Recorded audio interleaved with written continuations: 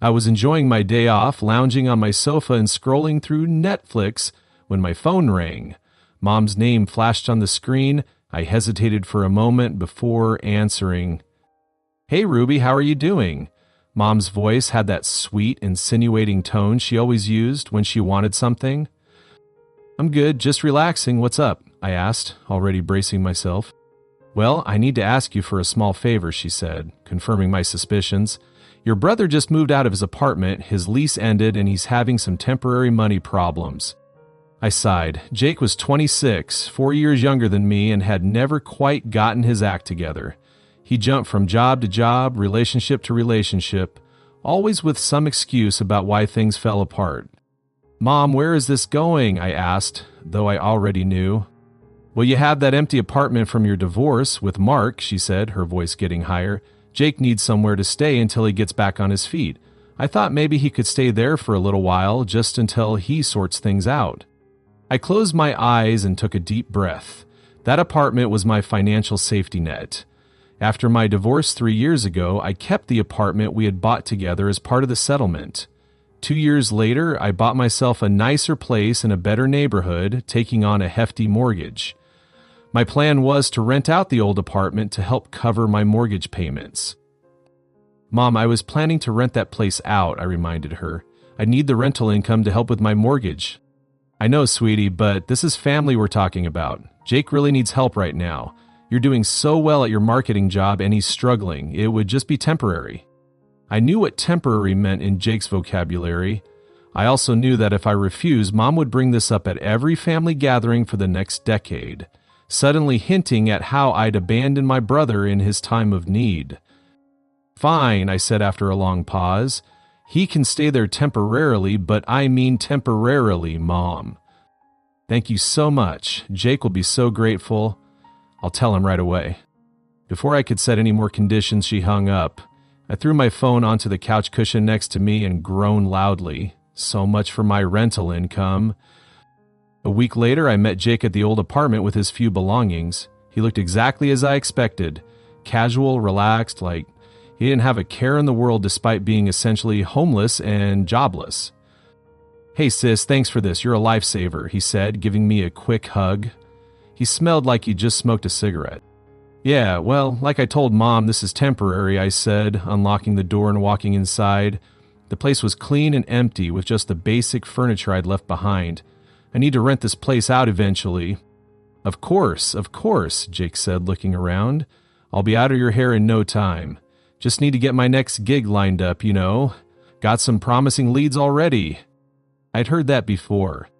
"Jake, I need you to follow some rules while you're here." He turned to me with a slightly annoyed expression, but quickly masked it. "Sure, shoot." "First, no moving anyone else in without my permission. Second, clean up after yourself. This place needs to stay in good condition. Third, no loud parties. The neighbors already know me, and I don't want complaints. Fourth, no pets without asking me first." Jake held up his hands. "Totally reasonable. I promise. I'll be the perfect tenant. You won't even know I'm here." For the first few weeks, I was vigilant. I'd stop by after work unannounced, and to my surprise, Jake seemed to be keeping his promises. The apartment was reasonably clean, no strange people were living there, and he even cooked dinner for me a few times when I came over. "See, I told you I'd grown up," he said one evening as we ate pasta he'd prepared. "I'm impressed," I admitted. Maybe Mom was right for once. When I went to my parents' house for our traditional Saturday dinners, they were full of praise. "It's so good to see you two getting along," Mom said, serving meatloaf. "Family should always help family. I'm proud of you, Ruby." Dad nodded in agreement. Jake says, "You've been really supportive. That's what siblings are for." I felt a warm glow of approval I hadn't felt from them in years. Maybe this wasn't such a bad situation after all. After about 2 months, I relaxed my surveillance. Work got busier, and I was dating someone new. I'd called Jake occasionally to check in, but I stopped dropping by unannounced. "Everything good over there?" I'd ask. "Yep, all good. Place is clean, bills are paid, no wild parties," he'd always respond cheerfully. I should have known it was too good to be true.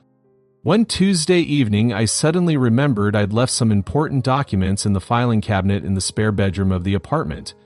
I needed them for a meeting the next day, so I drove over without calling first. When I got to the apartment, I could hear music blasting from inside. I rang the doorbell, but no one answered. After trying a couple more times, I used my key to let myself in. The sight that greeted me stopped me in my tracks. A young woman I'd never seen before was dancing around my living room wearing nothing but one of Jake's t-shirts. When she saw me, her eyes widened in shock, then narrowed in anger. "What the hell? Who are you and why are you breaking into our apartment?" she yelled over the music. "Our apartment?" I was too stunned to respond immediately. "Hello, I'm talking to you. You can't just walk into someone's home with a key," she continued, turning down the music with a remote. Before I could answer, Jake came rushing out of the bedroom wearing only boxers. His face fell when he saw me. "Ruby, I didn't know you were coming by," he stammered. "Clearly," I said, finding my voice. "Who is this?" The girl crossed her arms. "I should be asking who you are." "I'm Ruby. I own this apartment." I turned to Jake. "Care to explain?" "This is Ember," Jake said, moving between us. "My girlfriend. She needed a place to stay, and you moved her in without asking me," I finished for him, even though the first rule was not to move anyone in without my permission. Amber rolled her eyes. "Oh my God, are you serious right now? We're adults. Jake doesn't need your permission for who stays in his apartment." "It's not his apartment," I said firmly. "It's mine." "Ruby, come on," Jake whined, putting on his best pleading face, the same one he'd been using since we were kids. "I love her. We're really serious about each other. I was going to tell you, but I knew you'd get all uptight about it." I looked between them. Jake was giving me puppy dog eyes, while Amber was staring at me with open hostility. "How long has she been living here?" I asked. "About a month," Jake admitted. A month, a whole month, and he hadn't bothered to mention it. I took a deep breath and counted to 10 in my head. "Jake, can we talk privately for a minute?" "Anything you have to say to him, you can say in front of me," Amber cut in. I stared at her. "I'd like to speak to my brother alone in my apartment." Jake squeezed Amber's arm. "Just give us a sec, babe." She huffed but stomped off to the bedroom, slamming the door behind her. "Charming," I muttered once she was gone. "She's just protective," Jake said, "and you kind of freaked her out by just walking in with my key to my apartment." I crossed my arms. "Jake, what the hell? We had an agreement." I know," he sighed. "But we've been together for 3 months, and her roommate kicked her out. It just made sense. She's really great when you get to know her." I rubbed my temples, feeling a headache coming on. Part of me wanted to tell them both to pack their things and get out. But I knew what would happen. Mom and Dad would take Jake's side, and I'd be the cold-hearted sister who threw her brother and his girlfriend onto the street. "Fine," I said. "She can stay too, but the other rules still apply. Keep the place clean. No parties, no pets without asking." Jake's face broke into a huge smile, and he hugged me. "You're the best. I promise we'll follow all the other rules. You won't regret this." "I already do," I mumbled, but he didn't hear me. As I was gathering my documents and heading toward the door, Amber emerged from the bedroom. "So I'm allowed to stay. How generous of you," she said with a smirk. "Amber, be nice," Jake said weakly. "No, I'm serious. Thank you, Ruby," she said, but her tone made it clear she wasn't thankful at all. "But next time, maybe knock before using your key. It's kind of invasive to just walk in." I opened my mouth to remind her whose name was on the deed, but decided it wasn't worth it. "Sure." As I reached for the door handle, Amber stepped in front of me and opened it. "Bye now," she said with a fake smile, and practically slammed the door behind me. I stood in the hallway stunned. Did that really just happen? Did my brother's girlfriend just kick me out of my own apartment? That Saturday, I went to my parents' house for dinner, still fuming about the encounter. "So, I met Jake's girlfriend," I said as we ate. "Isn't she lovely?" Mom beamed. "Jake brought her over last week. Such a sweet girl." I nearly choked on my potatoes. Sweet? She was incredibly rude to me. I told them about finding Amber at the apartment and how she'd acted toward me. Mom waved her hand dismissively. "You probably just caught her off guard, and using your key without warning, that would startle anyone." "It's my apartment," I said, feeling like a broken record. and they broke the rules we agreed on. Oh, Ruby, Mom sighed, you need to understand. Jake's building a serious relationship here. They want to create a home together. In my apartment, I emphasized. Can't you be happy for your brother? Dad asked. After your divorce, you should understand how important it is to find someone. That stung. They knew my ex-husband had cheated on me, yet somehow they were using my failed marriage to guilt me about Jake? This isn't about my divorce, I said. It's about Jake not respecting our agreement. Family is more important than rules, Mom said firmly. You have 2 apartments, Ruby. Your brother has none. You can afford to be generous. I gave up trying to make them understand and changed the subject. The following week, I got the utility bills for my apartment. My jaw dropped when I saw the amounts, nearly double what they were before. I called Jake immediately. Hey, have you seen the utility bills? They're twice as high as they should be. What's going on? Well, he hesitated. Amber likes to take really long baths, like really long. And she says she needs light to see, so she keeps all the lights on. I closed my eyes and counted to 10 again. Jake? I'm paying those bills. I know. I'm sorry. I'll talk to her about it. Please do, I said. I can't afford these kinds of increases. I promise, sis. I'll handle it. I wanted to believe him, but a part of me knew better. 3 weeks later, my phone rang. It was Mrs. Patel, the elderly woman who lived across the hall from my apartment. Ms. Ruby, I am sorry to bother you, she said in her gentle accent, but there have been very loud parties in your apartment. Many nights, very late, too much noise, too many people. I apologized profusely, promising to address the issue, even as anger bubbled inside me. First the unauthorized roommate, then the bills, now parties. Jake had broken every single rule. The next day I drove to the apartment after work. I knocked on the door, then rang the doorbell, but no one answered. I tried my key, but it wouldn't turn in the lock. I stared at the door in disbelief. They had changed the locks. They had changed the locks to my apartment. I was beyond furious now. I went down to my car and decided to wait. 2 hours later, Jake and Amber appeared, walking toward the building entrance. I followed them inside and up the elevator. When they reached the apartment door, I called out, "Jake!" He turned, his face dropping when he saw me. Amber looked annoyed. "What are you doing here?" she asked. "We need to talk about why my key doesn't work anymore," I said. Jake at least had the decency to look embarrassed. "Ruby, I can explain. Let's talk inside." I insisted, pushing past Amber, who gave me a dirty look but stepped aside. Once inside, I noticed the apartment was messier than before. Empty beer bottles lined the kitchen counter, and the living room furniture had been rearranged. "Why did you change the locks?" I demanded. Before Jake could answer, Amber jumped in. "I didn't like the idea of you being able to just walk in whenever you wanted. It's creepy." I turned to Jake. "Did you agree to this?" He looked at the floor, then nodded slightly. "You know what? I've had enough," I said. "Mrs. Patel called me yesterday. She says you've been having loud parties." "That old bat needs to mind her own business," Amber muttered. "The neighbors are my business," I said, "and so are the utility bills, which have doubled since you moved in." Jake stepped forward. "Ruby, can we talk about this later, when everyone's calmer?" "No, we're talking about it now," I insisted. "You've broken every single rule we agreed on. You moved someone in without asking. You're not keeping the place clean. You're having parties. And now you've changed the locks to my property without my permission." Amber rolled her eyes and went to a drawer, pulling out a folded piece of paper. "Here, what's this?" I asked, not taking it. "It's a list of rules," she said, shoving it into my hands. "If you want to visit your apartment, these are the conditions." I unfolded the paper, not believing what I was hearing. As I read through the list, my jaw dropped. The first rule stated I needed to give them at least 3 days' notice before visiting. The second said I couldn't come after 7:00 p.m. or before 10:00 a.m. The third forbidden topic was any discussion of bills. Rule 4 stated I needed to be quiet while visiting and not create drama. Rule 5 demanded I buy them new furniture since the current stuff was old and ugly.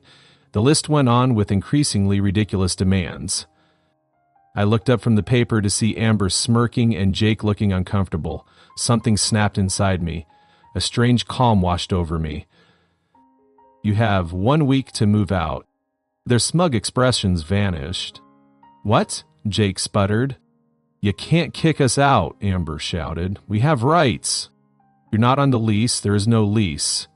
This is my property, and I'm telling you that you have 1 week to find somewhere else to live. Amber's face contorted with rage. She grabbed a vase from the bookshelf, a blue glass one I'd bought in Venice during my honeymoon, and threw it to the floor. It shattered into dozens of pieces. I flinched but kept my composure. That vase cost $200, 0 cents. You'll be reimbursing me. Go to hell, she spat. She reached for another decorative item, a ceramic bowl. Touch anything else and I'm calling the police, I warned her. Destruction of property is a crime. She froze, hands still outstretched. Weak, I repeated, then turned and walked out. As I closed the door behind me, I heard Amber screaming obscenities, with Jake trying to calm her down. I walked to my car with my head held high, but once inside, my hands started shaking. I'd never stood up to Jake like that before. I had just pulled into my driveway when my phone rang. Mom's name flashed on the screen. Great. Jake had already called her. Hello, I answered, bracing myself. Ruby, what is wrong with you? She started immediately. Jake just called us in tears. How could you kick your brother and his girlfriend out onto the street? Mom, they changed the locks to my apartment without asking me. I'm sure they had their reasons, she dismissed. You're always barging in without warning. Dad's voice came on the line. Your mother and I are very disappointed in you, Ruby, after everything we've done for you. What exactly have you done for me, Dad? I interrupted. I bought my own place. I'm paying my own mortgage. I'm letting Jake stay in my property rent-free, and he's taking advantage of me. That girl seems lovely, Mom said. Jake says you've been hostile toward her from the start. I laughed in disbelief. Ember threw a vase at me today. She wrote out a list of rules that I have to follow to enter my own property. You're exaggerating, Mom said. Ever since Mark left you, you've been bitter. We understand, sweetie, but don't take it out on your brother. I couldn't believe what I was hearing. I ended the call and turned off my phone. I sat in my car for a long time, staring at nothing, letting the anger and hurt wash over me. The next day, I called a lawyer friend to make sure I was within my rights to evict Jake and Amber. She confirmed that since they weren't on any lease and the property was in my name, I could legally require them to leave. I also arranged for a locksmith to meet me at the apartment the following week. The days passed slowly. Jake called several times, but I let it go to voicemail. His messages oscillated between angry, "You're being totally unreasonable," and "Please, Ruby, we have nowhere else to go." I didn't respond to any of them. Mom and Dad called too. I ignored their calls as well. Finally, the week was up. I took the day off work and drove to the apartment. The locksmith scheduled to arrive an hour after me. I wasn't sure what to expect. Would they still be there? I knocked on the door, and to my surprise, Jake answered almost immediately. His eyes were red-rimmed, and he looked tired. "We're almost done packing," he said quietly. I nodded and stepped inside. The apartment was a mess, boxes and bags everywhere. Amber was in the bedroom, shoving clothes into a suitcase. "Where will you go?" I asked, despite myself. "Mom and Dad said we can stay with them until we figure something out," Jake replied, not meeting my eyes. I felt a tiny pang of guilt, which I quickly suppressed. This was the consequence of their actions, not mine. We didn't speak much as they finished packing. Amber refused to look at me, moving around as if I were invisible. When they were finally ready to leave, she threw the keys onto the floor at my feet without a word. "Amber," Jake said weakly, but she was already out the door. Jake lingered for a moment. "I'm sorry about the vase," he said. "And the locks. It was Amber's idea, but I went along with it." "You always go along with things, Jake," I said. "That's your problem." He nodded sadly, then picked up the last of his bags and left. After Jake and Amber left, I surveyed the damage to my apartment. The place was a disaster. There were stains on the carpet, scuff marks on the walls, and the bathroom had a layer of grime that made me gag. The kitchen wasn't much better. The sink was full of dirty dishes, and something unidentifiable was growing in the refrigerator. The locksmith arrived and changed all the locks. I paid him extra to install a deadbolt for additional security. As he worked, I started cleaning, filling garbage bag after garbage bag with trash they'd left behind. It took me 3 full days to get the apartment back into decent shape. I had to hire professional cleaners for the bathroom and kitchen, and I ended up replacing the carpet in the living room. All told, it cost me over $1,000, 0 cents, to fix everything. Once the apartment was clean, I listed it for rent. I took professional photos, wrote up a detailed description, and set a fair price that would cover my mortgage with a little extra for maintenance. Within a week, I had multiple applications. I vetted each potential tenant carefully, checking references and running credit checks. Finally, I settled on a young doctor who was starting her residency at the local hospital. She had excellent credit, steady income, and no pets. We signed a proper lease agreement with all the details spelled out clearly. The day she moved in, I handed her the keys with a sense of accomplishment. This was how it was supposed to go. A business transaction between responsible adults. As I drove home, I felt lighter.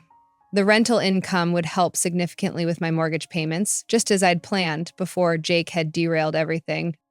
For the next few weeks, I enjoyed my peaceful life. I focused on work, started taking a yoga class, and went on a couple of dates. It was nice to have my own space and boundaries again. My parents eventually stopped calling, though they still sent occasional texts, asking me to stop being stubborn and make amends with your brother. I deleted these without responding. Then, about a month after Jake and Amber moved out, I received a message from my mother that made me pause. Ruby, I know you're still upset, but I need to talk to you. It's important. Please call me.